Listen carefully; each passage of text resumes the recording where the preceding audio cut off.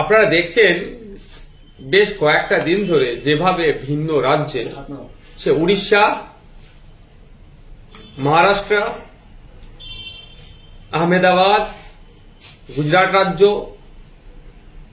বিভিন্ন জায়গাতে বাঙালি শ্রমিকদের উপরে অত্যাচার নেমে আসছে। বাংলায় কথা বলার জন্য তাদেরকে বাংলাদেশি তকমা দিয়ে মারধর এতদিন চলতো। এখন আমরা দেখছি প্রশাসনিকভাবে, রাষ্ট্রীয়ভাবে তাদের উপর দমনপীড়ন নামছে। শুধু অপরাধ তারা বাঙালি, বাংলায় কথায় বলে। গুজরাটে আমরা দেখলাম একটা ন্যাশনাল লেভেল নিউজ চ্যানেলের খবর করেছে, তাদেরকে যেভাবে রাস্তায় দড়ি বেঁধে নিয়ে গেছে, গরু ছাগলকে যেভাবে নিয়ে যায় ঠিক এখন ভাবে নিয়ে গেছে তাদের পরিচয়পত্র, আইডেন্টিটি চেক করার জন্য। আমাদের কাছে প্রায় ফোন আসছে যে তাদের উপরে এরকম হচ্ছে, দমনপীড়ন হচ্ছে, তারা আতঙ্কিত আছে। এই আতঙ্ক থেকে তাদেরকে মুক্তি দিতে হবে। কিভাবে দেবো মুক্তি? আমার হাতে তো আর সরকারি পাওয়ার নয়। আমি একজন এমএলএ, আমাদের দলের মাত্র আমি একজন এমএলএ, সংযুক্ত মোর্চার আমি মাত্র একজন এমএলএ। তাই আমরা তড়িঘড়ি করে আমাদের পার্টির পক্ষ থেকে আজকে ওয়েস্ট বেঙ্গল লেবার ডিপার্টমেন্টের যেটা ভবন, সেখানে গিয়েছি, অফিসে গিয়েছিলাম। দুর্ভাগ্য আমাদের, ওখানের যিনি সচিব এখন তিনি দীঘাতে আছেন। দীঘাতে একটি প্রোগ্রাম চলছে, কালচারাল সেন্টার উদ্বোধন আছে, সেখানে আছেন। এবং মিনিস্টার আস্তে আস্তে একটু টাইম লাগবে, মানে কখন 3টের পরে আসবে। আমরা 12টায় গতকালকে যথারীতি মেলও করেছিলাম, 12টায় আসবার টাইমও দিয়েছিলাম। মেলের আমার মনে হয় কোন প্রতি উত্তর তারা দেয়নি। তো আমরা গিয়ে কনসার্ন যারা ছিলেন, যারা অ্যাসোসিয়েট ছিলেন, তাদের কাছে আমরা আমাদের দাবিটা উত্থাপন করেছি। প্রথম দাবির মধ্যে আমাদের প্রথম আছে প্রতিটা রাজ্যে একটি করে নোডাল অফিসার নিয়োগ করতে হবে। এই দাবি আজকের নয়, আমি আজ থেকে 3 বছর আগে বিধানসভাতে রাজ্যের লেবার মিনিস্টারের কাছে আমি মেনশন করেছিলাম, পরিযায়ী শ্রমিকদের সুবিধার্থে মালদা, মুর্শিদাবাদ, দিনাজপুর, ক্যানিং এর যে সমস্ত মানুষজন বা রাজ্যের বিভিন্ন প্রান্তের যে ধরনের লাখো লাখো মানুষ ভিন্ন রাজ্যে কাজে গিয়েছে, তাদের সুবিধার্থে বেশ কিছু দাবি রেখেছিলাম। তার মধ্যে একটা গুরুত্বপূর্ণ দাবি ছিল নোডাল অফিসার নিয়োগ করা, কিন্তু এখনো পর্যন্ত নোডাল অফিসার নিয়োগ করেনি। আজকে আমাদের দাবির মধ্যে একটা দাবি যে অবিলম্বে নোডাল অফিসার নিয়োগ করা হোক, এবং সেই নোডাল অফিসার সেই স্টেটের চিফ সেক্রেটারি থেকে শুরু করে যারা মেকানিজম আছে বা স্টেটের যারা মেশিনারিজ আছেন বা স্টেটের যারা অথরিটি আছেন তাদের সাথে কথা বলা, যে বাংলা কথা বলার জন্য যেভাবে প্রেশান করতে হচ্ছে সেইগুলো থেকে সুরাহা করা। সাথে সাথে ওই নোডাল অফিসার একটা লয়ারদের টিম তৈরি করুক, যে টিমের মাধ্যমে তাদের আইনি কোনো অসুবিধা হলে সেটাকে তারা ব্যাকআপ দেবে বা সহযোগিতা করবে। আমরা ডিমান্ড করেছি যে আমাদের রাজ্য থেকে, রাজ্যের একটা টোল ফ্রি নাম্বার আছে, এই সেন্টিক সমস্যা হলে, লেবারদের সমস্যা হলে যোগাযোগ করার, কিন্তু সেটা কোনো জনমানুষের সেটা প্রভাব নেই বা জানেও না, সেটা ভালো করে জানানো। এই মর্মে আমরা দাবি করেছি। আর একটা গুরুত্বপূর্ণ যেটা দাবি করেছি, যদি এই সমস্যা না নিরসন করতে পারে তাহলে আমাদের রাজ্যে আমাদের শ্রমিক ভাইদেরকে ফিরিয়ে নিয়ে আসা হোক, তাদের কাজের ব্যবস্থা করা হোক। এই দাবি আমরা আজকে আমাদের ইন্ডিয়ান সেকুলার ফ্রন্টের পক্ষ থেকে এই দাবি আমরা লেবার ডিপার্টমেন্টে রেখেছি। আমার এখানে একটা প্রশ্ন থেকে যাচ্ছে, আমি তো করছি, কিন্তু বাকি শাসক দলের এমএলএরা কোথায়? আমি জানতে চাইছি বিজেপির এমএলএরা কোথায়? যে বাঙালিদের জন্য বিজেপি এত কান্না কাঁদে, সেই এরা কোথায়? তারাও বাংলার যারা কাজে গিয়েছে মহারাষ্ট্রে, গুজরাটে, আহমেদাবাদে, সুরাটে, মিরাটে, তাদের সাথে উড়িষ্যাতে এই ধরনের আচরণ হচ্ছে, তারা কথা বলছে না কেন? আমি তাদের কথা ছেড়ে দিলাম। শাসক দলের মুর্শিদাবাদের এমপি এমএলএ গুলো কোথায়? মুর্শিদাবাদ থেকে সব থেকে বেশি পরিযায়ী শ্রমিক ভিন্ন রাজ্যে কাজ করে। দিনাজপুরের মানুষের কোথায়? ক্যানিং পূর্বের বিধায়ক কোথায়? ক্যানিং পশ্চিমের বিধায়ক কোথায়? ক্যানিং পূর্ব পশ্চিম থেকে প্রচুর মানুষ আহমেদাবাদে কাজ করছে, যেখানে ক্ষতিগ্রস্ত হচ্ছে, তারা কোথায়? তারা কথা বলছে না কেন? সব নওশাদ সিদ্দিকীকে বলতে হবে, সব আইএসএফ কে বলতে হবে। আমরা বলে যাচ্ছি, বলে যাব, কিন্তু শাসক দলে যারা আছেন তারা কি ব্যবস্থা গ্রহণ করেছেন? তারা এটার গতি উত্তর কি দিয়েছেন? আর প্রতিদিন আমাদের কাছে এত ফোন আসছে, আমরা অবাক হয়ে যাচ্ছি কিভাবে তাদের উপরে টর্চার চলছে। অপরাধ একটাই, বাংলা ভাষায় কথা বলে বাংলাদেশে চিহ্নিত করে দেওয়ার চেষ্টা হচ্ছে। তাদের আইডি প্রুফ দেখানোর পরেও তাদের উপরে নাকি অত্যাচার নেমে আসছে, এই ধরনের কথা বলছি। তাহলে এর থেকে পরিত্রাণ পাওয়ার জন্য কেন আমাদের রাজ্য সরকার গুজরাট সরকারের সাথে কথা বলছে না? কেন আমাদের চিফ সেক্রেটারিকে দিয়ে গুজরাট সরকারের চিফ সেক্রেটারির সাথে কথা বলাচ্ছে না? বা আমাদের রাজ্যের প্রচুর সংখ্যক কিন্তু শ্রমিক গুজরাটে আছে, যদি তাদের চলে আসে গুজরাটের কিন্তু শ্রম ব্যবস্থা আপনার যে কলকারখানা যারা আছে কিন্তু তারা বন্ধ হয়ে যাবে। তাহলে আমাদের রাজ্যের একটা করা দরকার, এমওইউ করা দরকার গুজরাট সরকারের সাথে, যে আমার থেকে আমরা যেমন শ্রমিকদের পাঠাচ্ছি আমাদের নিরাপত্তার দায়িত্ব গুজরাট সরকারকে নিতে হবে। ঠিক যেভাবে গুজরাটের মানুষ আমাদের রাজ্যে এসে ব্যবসা বাণিজ্য করছে, তাদের নিরাপত্তার দায়িত্ব আমাদের রাজ্য নিচ্ছে। ঠিক যেভাবে উড়িষ্যার মানুষ প্রায় 3 লাখ উড়িষ্যার উড়িয়া সমাজের মানুষ, উড়িষ্যা রাজ্যের মানুষ আমাদের পশ্চিমবাংলায় কাজ করে খাচ্ছে, তাদের নিরাপত্তার দায়িত্ব আমাদের রাজ্য নিয়েছে, তাদেরকে আমরা নিরাপত্তা দিচ্ছি, মানুষ নিরাপত্তা দিচ্ছে। তাহলে আমাদের রাজ্যের মানুষ উড়িষ্যায় আছে, আমাদের রাজ্যের মানুষ মহারাষ্ট্রে আছে, আমাদের রাজ্যের মানুষ গুজরাটে আছে, তাদেরও নিরাপত্তার দায়িত্ব সেই রাজ্যকে নিতে হবে। তো এটা তো একবার জোর গলায় কেন বলতে পারছেন না মাননীয় মুখ্যমন্ত্রী? তার সাথে সাথে লেবার মিনিস্টার, লেবার দপ্তর কেন বলতে পারছে না? বাঙালিদের উপরে এই ধরনের অত্যাচার নেমে আসবে, তারা চুপ করে থাকছেন কেন? আর সমস্ত বিধায়করা কি করছেন সেটা আমি জানতে চাইছি। এই যে বারবার আমরা দেখছি সব সময় প্রায় দেখা যায় কখনো পরিযায়ী শ্রমিককে পিটিয়ে হত্যা করা হচ্ছে। এর আগে আমরা দেখেছিলাম সাবির মল্লিককে পিটিয়ে হত্যা করা হয়েছে হরিয়ানাতে। বিভিন্ন জায়গায় এই যে বাঙালি শ্রমিকদের উপর অত্যাচার, বারবার এই খবর আসছে। শ্রমিকদের জন্য আলাদা সরকার ডিপার্টমেন্ট তৈরি করেছে, আলাদা ব্যবস্থা করেছে, তারপরেও কেন সেই সমস্যার সমাধান হচ্ছে না? ঘোড়ার ডিম আইওয়াস ছাড়া কিছু নয়, কাউকে একজনকে বসিয়ে রেখে দিয়েছে, এর থেকে বেশি কিছু দেখতে পাচ্ছি না। শ্রমিকরা জানেই না তাদের মাইগ্রেন্ট লেবারের জন্য আলাদা করে আইডি কার্ড বানানো যায়, প্রভিশন হয়েছে, সেটা আমার বিধানসভায় বলার জন্য। সেটা তো প্রচার করতে হবে, শ্রমিকের কাছে পৌঁছাতে হবে, কিছুই করছে না। আপনি সাবির মল্লিক হরিয়ানাতে মিথ্যা অপবাদে তার কিছুদিন পরে হরিয়ানা পুলিশ স্টেটমেন্ট দিয়েছে যে ওর বাড়িতে গোমাংস ছিল না, ছেলেটাকে খুন করলো। সোমনাথ দেবনাথ সাবির মল্লিককে খুন করার 1 সপ্তাহের মধ্যে মহারাষ্ট্রে তাকে গলা কেটে তাকে খুন করেছে। আমরা আফরোজিলের কথা ভুলে যাচ্ছি না, রাজস্থানে কিভাবে তাকে খুন করলো, রাজ্য সরকার তার পাশে দাঁড়িয়েছে। একটা 6,000 টাকার মাইনে মাত্র সরকারি নাকি চাকরি দিয়েছে। মামলা কে লড়ছে? আফরোজিলের পরিবার। ওই সময় কেরালাতে গিয়ে বাঁকুড়ার যুবক হেমন্ত রায়কে খুন হতে হয়েছিল। সরকার কি করছে? এই ধরনের প্রায় হচ্ছে। কাশ্মীরে গত বছর 2 আগে সন্ত্রাসবাদীদের হামলাতে 6 জন মুর্শিদাবাদের পরিযায়ী শ্রমিককে খুন হতে হয়েছে। তা নিয়ে কোন সরকারের হেলদোল আছে? বিভিন্ন জায়গায় দেখছি ম্যানহোলে গিয়ে কাজ করছে আমাদের বাঙালি শ্রমিকরা, লাশ হয়ে ফিরে আসছে। খাদানে গিয়ে কাজ করতে গেছে বীরভূমের, লাশ হয়ে ফিরে আসছে। এই ধরনের ঘটনা ঘটে যাচ্ছে। আর লেবার দপ্তর আবার নতুন কি একটা যুক্ত করেছে, শ্রমিক কল্যাণ পরিষদ নাকি, শুধু তাদের মাইনে দিচ্ছে কিন্তু আমাদের লেবারদের সেফটি সিকিউরিটি নিয়ে কোনো কথা বলছে না। দুর্ভাগ্য আমাদের, এত বাঙালি শ্রমিক অত্যাচার হচ্ছে, কথা বলছেন। একটা সময় ছিল ভিন্ন রাজ্য থেকে লোক ট্রেনে করে আসে, হাওড়া শিয়ালদায় নামলে কাজ পেয়ে যাবে। আর এখন আমাদের শ্রমিকদেরকে আমাদের রাজ্য ছেড়ে ভিন্ন রাজ্যে কাজে যেতে হচ্ছে কেন? আমাদের স্পেশাল ইকোনমিক জোনগুলোর অবস্থা কি? এই নতুন ইন্ডাস্ট্রি হচ্ছে না কেন? আমি বলছিলাম বড় ইন্ডাস্ট্রি করতে, স্মল ইন্ডাস্ট্রি হোক না। তারও কি ব্যবস্থা গ্রহণ করেছে? বছরে বছরে জনগণের ট্যাক্সের টাকা দিয়ে মৎস্য হচ্ছে বা কি বিজিবিএস হচ্ছে, বাণিজ্য সম্মেলন হচ্ছে। ইনভেস্ট যদি হয়ে থাকে তাহলে কাজ পাচ্ছে না কেন? আপনারা দেখেছেন বছর 2 আগে ট্রেন অ্যাক্সিডেন্ট হয়েছিল ভুবনেশ্বরে, উড়িষ্যাতে। তারা কোথায় কাজে যাচ্ছিল? কাজে যাচ্ছিল তামিলনাড়ুতে, সাউথ ইন্ডিয়াতে, কি ধান বপন করার জন্য। আমাদের এখানে এই বছরে পশ্চিমবাংলা সব থেকে বেশি ভারতবর্ষের মধ্যে ধান উৎপাদন হয়েছে, যেটা দেখতে খবরে পাচ্ছি। তাহলে আমাদের রাজ্য ছেড়ে তামিলনাড়ুতে যাচ্ছে, কারণ আমাদের এখানে শ্রমিকের মজুদ দেয় না, মূল্যায়ন হয় না শ্রমিকের শ্রমের। এইগুলো তো লেবার দপ্তরে দেখার কথা, এগুলো তো রাজ্য দেখার কথা। তা না করে ধর্মীয় উন্মাদনা তৈরি করার জন্য এখন হইচই করছে। আমরা দেখলাম যে পালগাঁও ঘটনার পরে হরিয়ানাতে বেছে বেছে মুসলিম সম্প্রদায়ের যারা ফলমূল বিক্রি করছে তাদের দোকান কচুরিগুলো ভেঙে দিচ্ছে।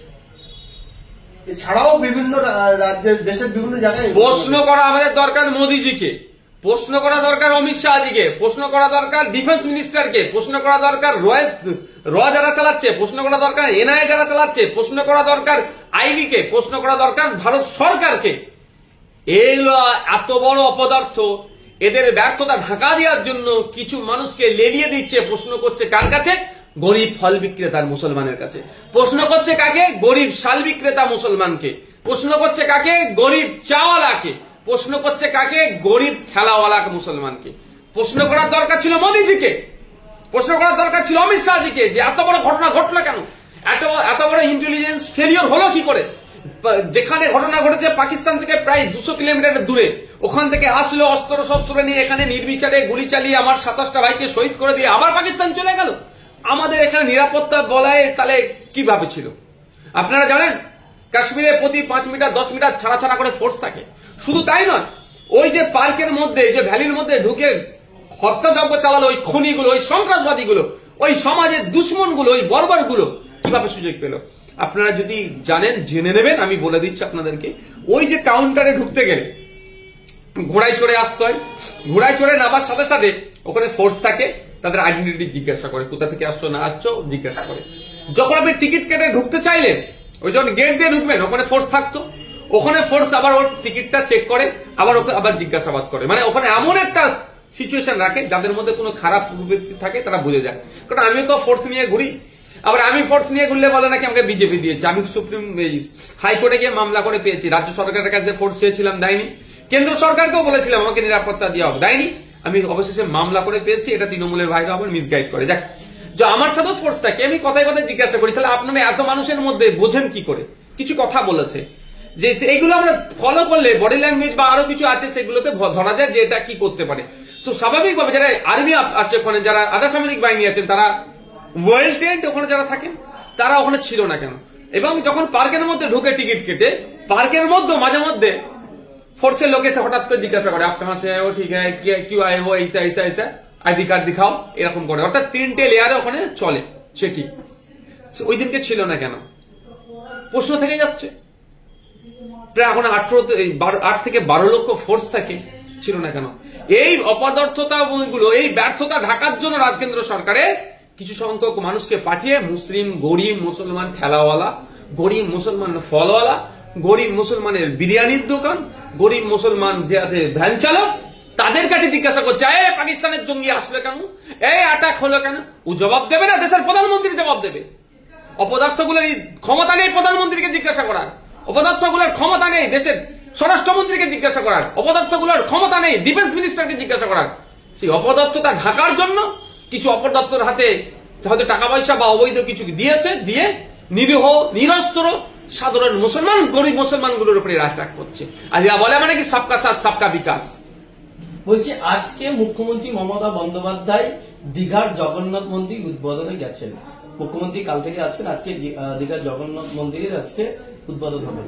যেখানে পরিযায়ী শ্রমিকরা আক্রান্ত হচ্ছে তাদের ব্যাপারে খোঁজ নেই, আপনি দপ্তরে গেলেন, অফিসার নেই, অফিসার সেই মন্দির উদ্বোধনে এখানে হচ্ছে কি কর্মীরা, মানে সেই পরিযায়ী শ্রমিকরা তারা আক্রান্ত হচ্ছে, বিষয়টাকে কি বলবো? আমার ভাষায় বলবো না, আমি দিদির ভাষায় বলছি, দুধেল গায়েরা বোঝুন। এবার যাকে বিজেপি দালাল বলতেন, এই বিজেপির দালাল, বিজেপির দালাল, বিজেপির দালাল, তারাই ছুটে যাচ্ছে বাঙালি শ্রমিকদের উপর অত্যাচার বন্ধের জন্য। আর যারা বলেছিল বিজেপিকে আটকাবো, তারা আজকে দপ্তর ছেড়ে গিয়ে দেখছি কোথায়, কালচারাল সেন্টার উদ্বোধনে গেছে। একটু বোঝুন বাঙালিরা, বাঙালি ভাইরা বোঝুন, পরিযায়ী শ্রমিকরা বোঝুন, আপনাদের স্বার্থে কারা আছে।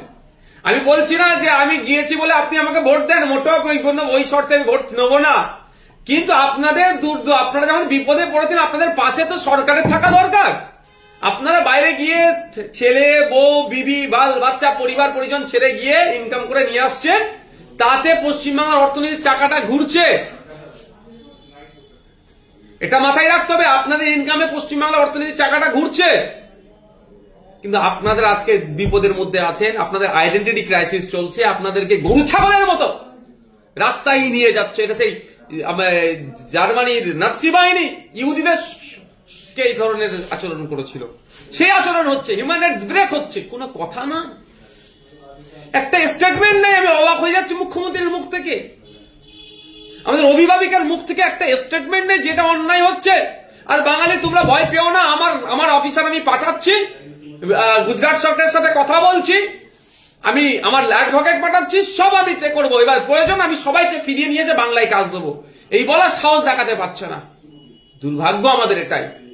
আর আমরা মেতে উঠেছি, এই যে এই বারবার শ্রমিকরা আক্রান্ত হচ্ছে, এর আগে আমরা দেখেছি, আগেই বলছিলাম যে পরিযায়ী শ্রমিক সাবির মল্লিককে পিটিয়ে খুন করা হলো, সে খুন হলো, এরকম আরো অনেকে, আফরাজুল খুন হলো। এই খুন হয়ে যাবে, 6,000 টাকার মাইনে একটা চাকরি দিয়ে দেবে, কিন্তু মামলাটা কি লড়বে? আমি তো অনেক আগে বলেছি যে বাংলার শ্রমিকদের উপরে আফরাজুল, সাবির মল্লিক, অনেক লিস্ট আছে, সোমনাথ দেবনাথ, হেমন্ত রায় থেকে শুরু করে অনেক লিস্ট আপনি শেষ করতে পারবেন না, খুন হয়ে বাড়ি ফিরেছে। তাদের মামলাগুলো কে লড়বে? মামলা যদি রাজ্য সরকার লড়াই করে তাহলে তাহলে ওই যারা খুনি তারা শাস্তি পাবে। দুর্ভাগ্য আমাদের, আফরাজুলের খোঁজ নিয়ে দেখবেন 6,000 টাকা মাইনে চাকরি করে, সরকারি চাকরি মমতা ব্যানার্জি সরকার দিয়েছে 6,000 টাকা মাইনে। পৃথিবীর ইতিহাসে 6,000 টাকার মাইনে সরকারি চাকরি নেই, ভারতবর্ষের ইতিহাসও নেই, পশ্চিমবাংলাতে নেই, কিন্তু আমাদের রাজ্যে দিচ্ছে। তো কথা হচ্ছে ও মামলা লড়বে ওই টাকা দে, না ওনার বোন আছে, ওনার মা আছে, ওনার স্বামী আছে, ওনার একটা বাচ্চা আছে, এই পুরো ফ্যামিলিটাকে চালাবে বলুন? এই মামলাটা তো লড়ার দরকার ছিল রাজ্য সরকারের।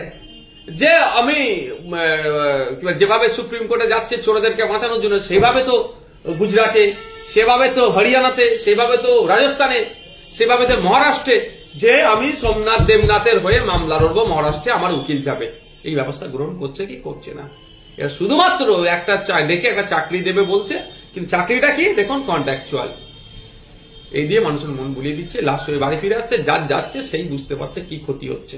তবু তো পরিযায়ী শ্রমিকরা যারা মরে যাচ্ছে, যারা বাড়ি গিয়ে মরে ফিরে আসছে, তাদের রাজ্য সরকার চাকরি দিচ্ছে, কিন্তু এই রাজ্য সরকার পুলিশ বা এই রাজ্য সরকারের গাফলতি বা এই রাজ্য সরকার যাদেরকে মারছে তাদেরকে তো চাকরিও দিচ্ছে, তাদেরকে খোঁজ খবর নিচ্ছে না।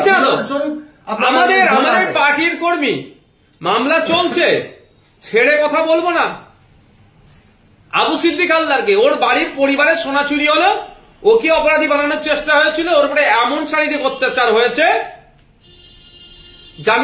জামিনটা টাকার বিনিময়ে হয়েছে, এটাও প্রমাণ আমাদের কাছে আছে। কয়েকদিনের মধ্যে মৃত্যুর করে ধরে পড়লো। তার পরিবার আজকে কি হলো? তরতাজা একটা ছেলেকে কোনো বিচার হচ্ছে? বিচার তো আমরা কোর্টে গেছি, কিন্তু পুলিশ মন্ত্রীর কি দরকার ছিল ওকে শোকাজ করে ওর বিরুদ্ধে ডিপার্টমেন্টাল কোয়ারি চালু করা? শুধু তাই নয়, গত 2 বছর আগে 1 সপ্তাহে বারুইপুর পুলিশ ডিস্ট্রিক্টের আন্ডারে 5 জনকে খুন করেছিল। আমি বলছি খুন করেছিল, তাদের মৃত্যু হয়েছে।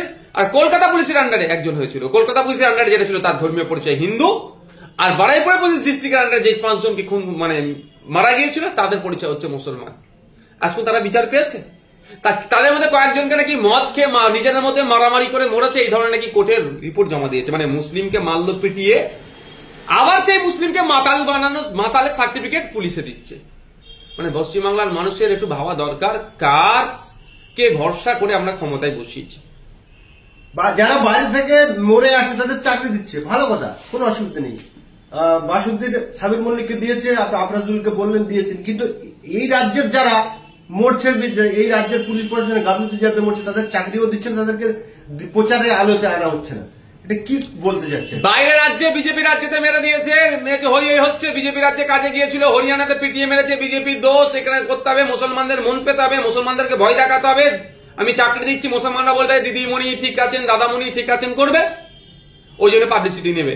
আর এখানে যে দিদির পুলিশি পিটিয়ে মেরে দিচ্ছে, কদিন আগে আমি আপনাদের বলি এনকাউন্টার হলো, ওই এনকাউন্টার নিয়ে আমি বলেছিলাম বিভাগীয় তদন্ত হোক। কদিন আগে ওই বঙ্গের উদয়ন গুহ মন্ত্রীর ড্রাইভার গাড়ি রাখা দিয়ে বচসা হয়েছিল, যাদের সাথে বচসা হয়েছে তাদের বাড়ি ঢুকে মহিলাকে পিটিয়ে মারলো, কোন তদন্ত হয়েছে? তাদের পরিবারকে ক্ষতিপূরণ দিয়েছে, ওটা মুসলমান ছিল, কিন্তু এইটা মুসলমানদের ঘটনাটা কেন হাইলাইট করবে না? বছর 3 আগে শিকারি মোড়া পুলিশ কাস্টডিতে আদিবাসী সমাজের ছেলে পিটিয়ে মেরেছে, কোন তদন্ত ঠিকঠাক হচ্ছে না? তারা ক্ষতিপূরণ পেয়েছে না, তার বাড়ির চাকরি পেয়েছে, কারণ ওটা আদিবাসী রাজ্যের মধ্যে, তো ভয় দেখিয়ে এদের ভোটটা নিয়ে নিতে হবে, এদেরটা হাইলাইট করা যাবে না। শেষ প্রশ্ন করবো আপনাকে, আমরা দেখতে পাচ্ছি যে আমরা যে সংবাদ মাধ্যমে কাজ করি, এই সংবাদ মাধ্যমে বর্তমানে বেশ কিছু সংবাদ মাধ্যম তারা এই মুসলিম সম্প্রদায়ের ছোট ভুলগুলোকে বড় করে দেখানো, মুসলিম সম্প্রদায়ের কোনো ভালো কাজ হলে সেগুলোকে দেখানো হচ্ছে না। ইভেন আপনি দেখতে পাচ্ছেন চারদিকে এই যে সংবাদ মাধ্যমের চতুর্থ স্তম্ভ বলা হয়, এই তাদেরকে এরকমই আচরণ হলে হওয়া উচিত? এটা আজকের নয়, এই রোগটা অনেক দিনের, এটা দীর্ঘদিনের রোগ। এখন কিছু নিরপেক্ষতা বজায় রেখে নিউজ পোর্টাল এসেছেন ডিজিটাল মার্কেটে, তারা কিছুটা হলেও খণ্ডন করার চেষ্টা করছে। এটা অনেক দিনের রোগ যে মুসলিম সম্প্রদায়কে, যেখানে মুসলিম সম্প্রদায়কে দেখে দেওয়া যাবে সেখানে মুসলিম সম্প্রদায়কে দেখে, যেখানে আদিবাসীদেরকে দেখে দেওয়া যাবে আদিবাসীদেরকে দেখে, যেখানে দলিতকে দেখে দেওয়া যাবে দলিতকে দেখে। এটা হচ্ছে দীর্ঘদিনের রোগ। এটা ব্রাহ্মণ্যবাদীরা মুসলিম, দলিত, আদিবাসীকে কোনো জায়গায় মাওবাদী, কোনো জায়গায় জঙ্গি, তো কোনো জায়গায় দেশদ্রোহী হিসাবে প্রমাণ করানোর জন্য উঠে পড়ে লাগে। এরা কদিন আগেই বলছিল কাশ্মীরে যারা হয়েছে তাদের সন্ত্রাসবাদীদের ধর্ম নিয়ে বলছিল। সেই কাশ্মীরের জঙ্গিদেরকে আসতে সহযোগিতা কারা করেছে? এবং 200 টাকার বিনিময়ে পাকিস্তানি মহিলার হয়তো শরীর দেখবে, কি করবে, গোনা ডিমের মাথা যেটাই হোক, হোয়াটসঅ্যাপে ভিডিও কল করবে কি অডিও কল করবে কি চ্যাট করবে সেটা আমি বলছি না, তার বিনিময়ে কি অর্থের বিনিময়ে বিহারের বাসিন্দা পাঞ্জাবের ভাটিন্ডা থেকে অ্যারেস্ট হলো, তার ধর্মীয় পরিচয় আর কোনো নিয়ে আলোচনা হচ্ছে না। সে দেশদ্রোহী নয়? সে সন্ত্রাসবাদীদের থেকে কতটা কম? যারা এসে গুলি চালাতে যে সন্ত্রাসবাদী, তারা যেমন তাদেরকে গুলি চালাতে সহযোগিতা যারা করছে তারাও একইভাবে সন্ত্রাসবাদী আমি মনে করি। তাই তাদের ধর্ম নিয়ে কথা চর্চা হচ্ছে না। এটা একটা সুকৌশলে দীর্ঘদিন ধরে, যেখানে মুসলমানদেরকে দেখে দেওয়া যাবে মুসলমান বলে তার ধর্মীয় হবে, যেখানে আদিবাসীদেরকে দেখে দেওয়া যাবে। আপনারা দেখেছিলেন জুনিয়র ডক্টরসরা যে আন্দোলন করছিল তিলোত্তমা বোনের জন্য, তখন একটা ঝাড়গ্রামের একটি ডক্টর অনিকেত মাহাতো ব্যাপক আন্দোলন করছে। আমি ওনাকে সম্মান সাইড জানাই। কিছু ব্রাহ্মণ্যবাদীরা কি বলেছিল? মাওবাদী বলেছিল। খেয়াল আছে কি আপনাদের? পরে প্রত্যাহার করেছে অসভ্যটা, কিন্তু কেন মাওবাদী বলেছিল? সহ্য করতে পারছিল না। ঝাড়গ্রাম থেকে মাহাতো সম্প্রদায়ের একজন উঠে আসবে, কলকাতাতে তিনি দাপি আন্দোলন করবে। এটা তো কলকাতা, ঝাড়গ্রামে জঙ্গলে থাকবে ওরা কেন এখানে আসবে? এই যে প্রবণতা বইয়ে পড়েছে, ওই জন্য মাওবাদী হয়ে গেল। ঠিক একইভাবে মুসলমানরা মেন স্ট্রিম পলিটিক্স করবে। হ্যাঁ, ওরা তো চেয়ারের নিচে বসে থাকবে, ওই ব্রাহ্মণবাদীদের পায়ের নিচে বসে থাকবে। আদিবাসী এই করবে, এই দলিতটা উঠে আসবে। হরিচাঁদ গুরুচাঁদ ঠাকুরের যারা মান্যওয়ালা তারা মেন স্ট্রিম পলিটিক্স করবে। অত সহজ নয়। খোঁজ নিয়ে দেখুন তো। আমি বিজেপি নেতার কথা বলছি, ওনার যে বিজেপি নেতা আছে শান্তনু ঠাকুরের কি অবস্থা দলের মধ্যে, বিজেপি দলের মধ্যে কি অবস্থা, খোঁজ নিয়ে দেখুন তো। কেন? উনি হচ্ছে পিছিয়ে নমশূদ্র হওয়ার জন্য। এটা দীর্ঘদিন হয়ে আসছে, তার মিডিয়া সেটাকে বেশি করে মার্কেটিং করিয়ে দিচ্ছে। একজন বুদ্ধিজীবী মানুষ বলেছিল যে 100 জন সন্ত্রাসবাদীর থেকে একজন ভাষা সন্ত্রাসী সংবাদ খাতেন না। আমি এটুকু শুধু বলবো, 100 জন মূর্খ জঙ্গির থেকেও শিক্ষিত মানুষ যারা সমাজে হিন্দু মুসলমান দলিত আদিবাসী লড়িয়ে দেওয়ার চেষ্টা করে আরো ভয়ঙ্কর।